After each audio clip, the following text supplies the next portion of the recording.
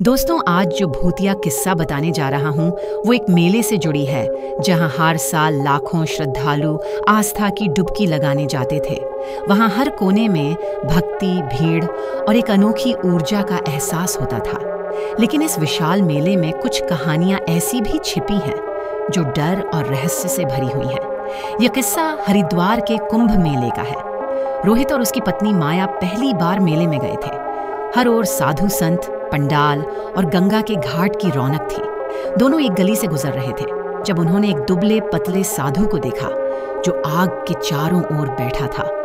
साधु की आंखें गहरी और आवाज रहस्यमय थी। उसने रोहित को इशारे से पास बुलाया। साधु ने कहा, गंगा में डुबकी लगाने से पाप धुलते हैं, लेकिन हर आत्मा शुद्ध नहीं होती। कई आत्माएं इस मेले में भटकती हैं जिन्हें मोक्ष नहीं मिलता। ये सुनकर रोहित और माया थोड़ा असहज हो गए, लेकिन उन्होंने साधु की बात को नजरअंदाज कर दिया।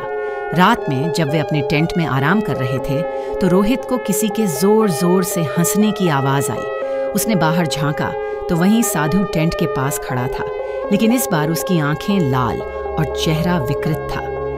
रोहित के शरीर में झुरझुरी दौड़ गई। वह माया को उठाने के लिए मुड़ा, लेकिन वह बेहोश पड़ी थी। अचानक साधु ने कहा, तुमने मेरी बात को हल्के में लिया। जो आत्माएं यहाँ भटकती हैं वे तुम्हें अपना साथी बना सकती हैं। ये सुनते ही रोहित का दम घुटने लगा।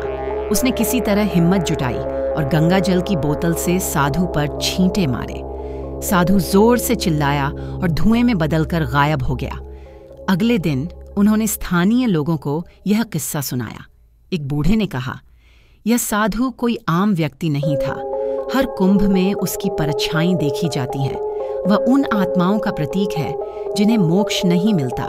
आज भी रोहित और माया जब कुंभ मेले को याद करते हैं तो उनकी रूह कांप जाती है। वे कहते हैं, कुंभ सिर्फ भक्ति का स्थान नहीं है, यह भूतों और रहस्यों का भी गवाह है। दोस्तों, कैसी थी ये स्टोरी नीचे कमेंट जरूर करें और चैनल में नए हो तो हॉरर एक्सप्रेस को सब्सक्राइब करना न भूलें, ताकि आने वाली इसी तरह के हंटेड और भूतहा किस्सों से भरी कहानियां आप तक लेते आता रहूं। दोस्तों, मेरी इस चैनल की सारी कहानी किसी भी पात्र स्थान और किसी भी हकीकत से जुड़ी नहीं है। ये कहानियां सिर्फ काल्पनिक और मनोरंजन के रूप में है। आपने विवेक से काम ले।